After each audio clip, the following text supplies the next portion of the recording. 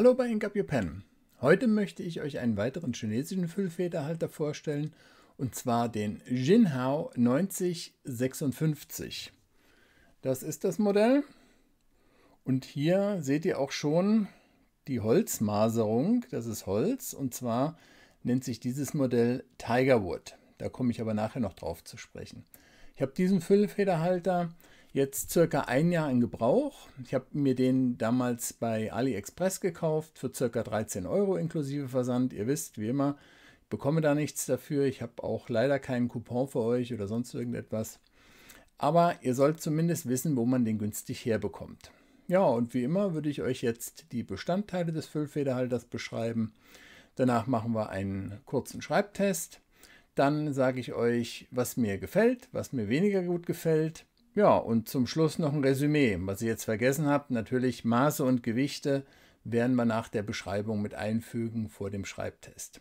So, dann können wir loslegen. So sieht er aus, der Jinhao 9056 in der Ausführung Tigerwood. Ja, ihr seht hier schon, der ganze Füllfederhalter ist mit einer wunderschönen Holzmaserung ausgestattet. Hat hier den goldenen Clip, da könnt ihr mal sehen, der ist hier mit so einem, ja, ist nicht keine Feder, aber ist so ein gebogenes Stück Metall. Also wenn ihr hier oben drauf drückt, öffnet er sich unten. Ihr braucht ihn also nicht hier hochziehen umständlich, sondern ehe man nicht geht, hier oben drauf gedrückt. Sehr funktional, gefällt mir sehr, sehr gut, muss ich sagen. Ja, zu der Holzmaserung Tigerwood. Das ist ein Holz aus Mittel- bzw. Südamerika. Und der Name kommt, wie man schon sehen kann, an den Streifen hier drauf. An der Maserung des Holzes ist er entliehen, selbstverständlich. Dann kommen wir mal zu den einzelnen Bestandteilen. Also er fühlt sich sehr gut an, ist ein kräftiger Stift. Wir schrauben mal die Kappe ab, da können wir gleich mal schauen, wie viele Umdrehungen wir brauchen. 1 und eine halbe. 1,5 Umdrehungen und die Kappe ist ab. Bei der Kappe hier hinten drauf, das finde ich sehr schön, muss ich euch mal zeigen, kann man hier kaum lesen. Ich werde mal versuchen, das ein bisschen ran zu zoomen für euch. So, dann brauchen wir das noch ein bisschen schärfer. So gut, das noch nicht. So, da könnt ihr das vielleicht lesen. Da ist das Zeichen, das Logo von Jinhao drauf. Und dann steht da Jinhao Pen Inheritance. Inheritance, Erbe oder Nachlass. Also ein Jinhao Füllfederhalter Nachlass. Also es ist eine Sonderserie. Ich hatte bis dahin von dieser Serie noch nichts gehört. Das ist der erste Füllfederhalter, den ich da aus dieser Serie habe. Ich habe einige Jinhaos. Aber diese Serie oder ein Füllfederhalter von Jinhao mit dieser Bezeichnung ist mir bisher noch nicht über den Weg gelaufen. Ja, die Kappe selber. Innen hat sie eine Plastik-Kunststoffaufnahme. Außen sehr aus einem Stück gefertigt, sehr weich, beziehungsweise nicht weich ist das falsche Wort, sehr glatt anzufassen, sehr schön, liegt der ganze Füllfederhalter gut in der Hand. Was auch dazu gut passt, finde ich, ist dieser silberne Clip.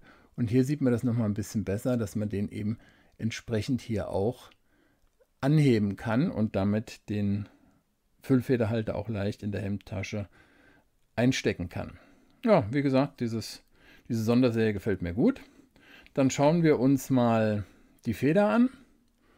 Die Feder ist eine typische Jinhao-Feder, der Wagen mit der Kutsche und dem Pferd vorne dran, Jinhao, feine Feder. Wobei ich euch sagen muss, beim Schreibtest, ich habe den ja wie gesagt schon bald ein Jahr in Gebrauch, beim Schreibtest ist mir aufgefallen, dass es eher in Richtung mittlere Feder geht. Also ist schon, was mir auch sehr gut gefällt, eine recht gute, recht breite, feine Feder.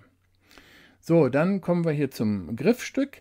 Das ist so ein typisches Jinhao-Griffstück. Das ist aber recht kräftig, was mir auch sehr gut gefällt. Das hat einen Durchmesser von ungefähr 12 mm. Was mir nicht so gut gefällt, ist, dass es hier aus Kunststoff ist. Schwarzer Kunststoff. Ich finde, zu so einem edlen Füllfederhalter könnte man sich hier auch noch was überlegen, damit es besser passt. Was ich sehr gut finde, ist hier die Feder mit Gold und Silber und auch hier die Verschraubung, das Gewinde zum Aufschrauben der Kappe. Das gefällt mir auch sehr gut. Dann zerlegen wir ihn mal.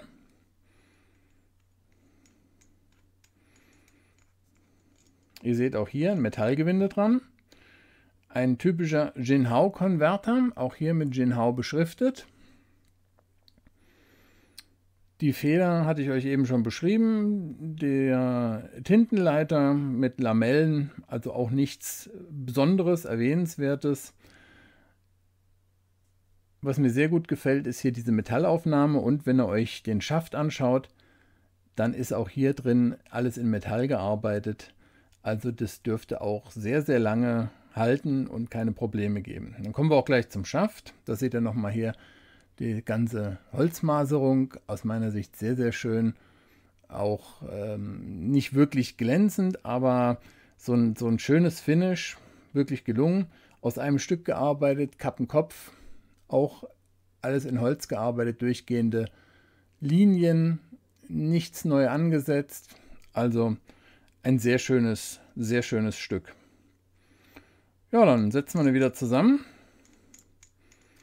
Mit Tinte befüllt habe ich ihn schon. Ich kann euch noch mal was dazu sagen zu den Maßen und Gewichten. Der Füllfederhalter wiegt befüllt, so wie wir ihn jetzt hier vor uns haben, 37,6 Gramm und misst ohne Kappe, so wie ich ihn jetzt hier in der Hand halte, 11,18 Zentimeter. Mit Kappe, also aufgesteckt, das ist auch überhaupt kein Problem hier. Ihr seht, das hält alles bombenfest. Misst er 16,7 cm und im geschlossenen Zustand 13,08 cm. Ja, das war's zu den Maßen und Gewichten. Und jetzt kommen wir dann zum Schreibtest. Der Schreibtest. Ich zeige euch heute hier den Jinhao 9056 Jinhao Pen Inheritance. So ist die Kappe beschriftet, so nennt sich das Modell. Müssen wir hier ein bisschen mehr in die Mitte rutschen. Ja, noch nicht so richtig. Bei der Tinte habe ich mich entschieden für Rohrer und Klingner Smaragdgrün.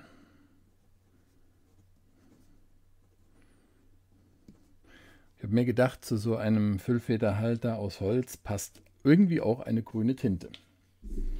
Das Papier ist Clairefontaine.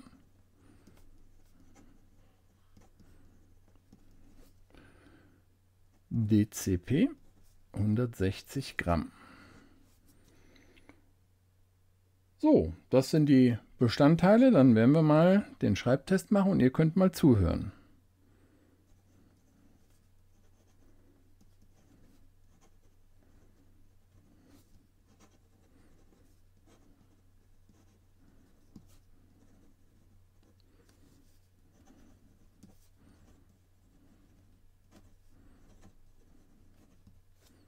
Ja, ihr habt es gehört. Die Feder gibt ein wenig Feedback. Für eine feine bzw. für eine in die mittlere Feder angrenzende Feder finde ich das nicht ungewöhnlich. Es schreibt sich sehr schön damit. Ich habe den ja, wie gesagt, schon eine Weile in Gebrauch. Also insofern kann ich das nur unterstützen. Jetzt auch hier nochmal mit diesem speziellen Test. Also ein ganz hervorragender Füllfederhalter. Dann werden wir mal verkehrt herumschreiben.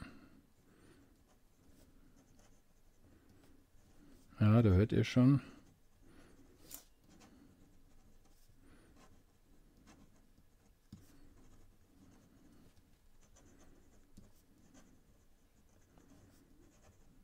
Da wird er dann kratzig, das würde ich dann nicht mehr als eigentliches Feedback bezeichnen, sondern dann muss man wirklich attestieren, dass der Füllfederhalter kratzt. nochmal schnelles Schreiben. Wir haben ihn jetzt auch im Moment offen gelassen. Mal gucken, wie er damit klarkommt. Er müsste hervorragend klarkommen, aber schauen wir mal. Jawohl.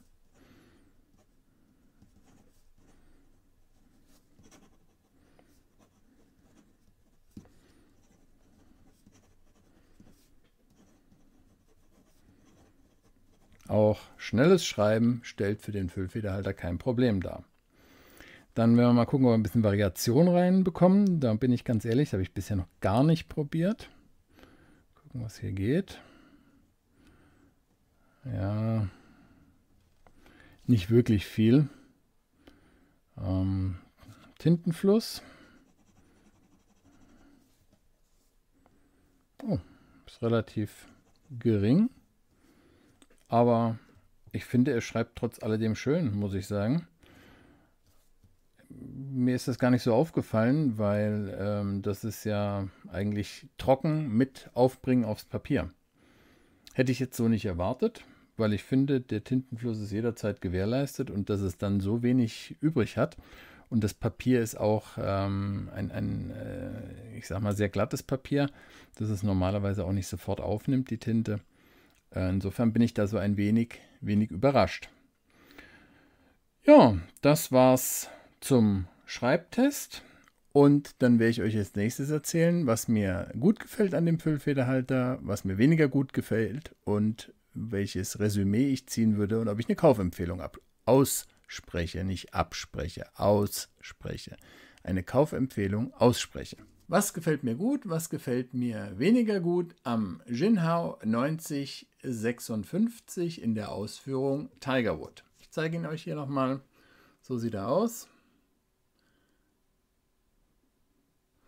Er liegt super in der Hand. Also ich muss sagen, hier mit diesem Griffstück, ich habe überhaupt kein Problem gehabt. Ich liebe ihn, ich schreibe sehr gern mit ihm und er liegt immer perfekt in der Hand. Da kann ich gar nichts Negatives zu sagen.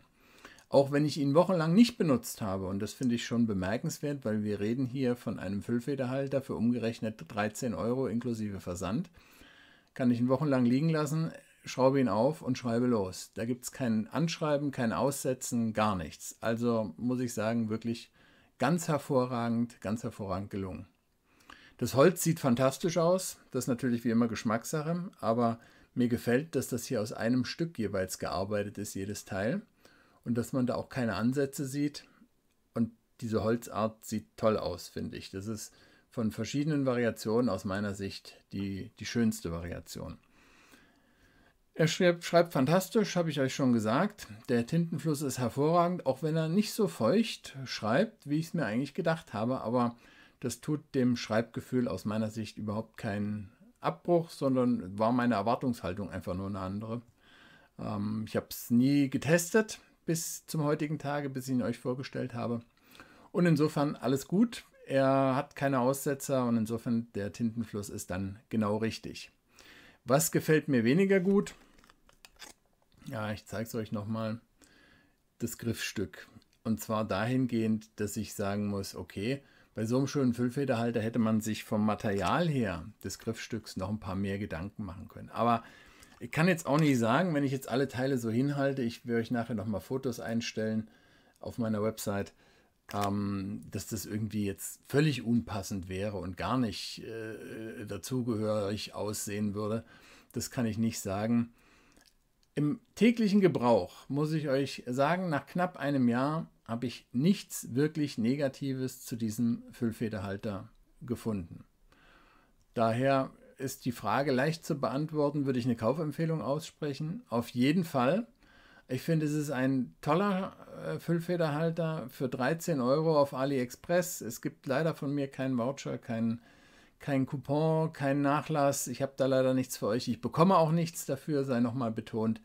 Aber absolute Kaufempfehlung, wer etwas kräftigere Stifte mag, die auch so ein bisschen kräftiger in der Hand liegen, für den ist der Jinhao 9056 auf jeden Fall eine tolle Sache. Ich kann ihn wirklich empfehlen und ja, so wie viele Jinhaos, er schreibt einfach toll. Preis-Leistungs-Verhältnis fantastisch. Ich würde euch raten, geht los, kauft ihn euch, berichtet mir, wie ihr eine findet und dann sehen wir uns beim nächsten Mal bei Ink Up Your Pen.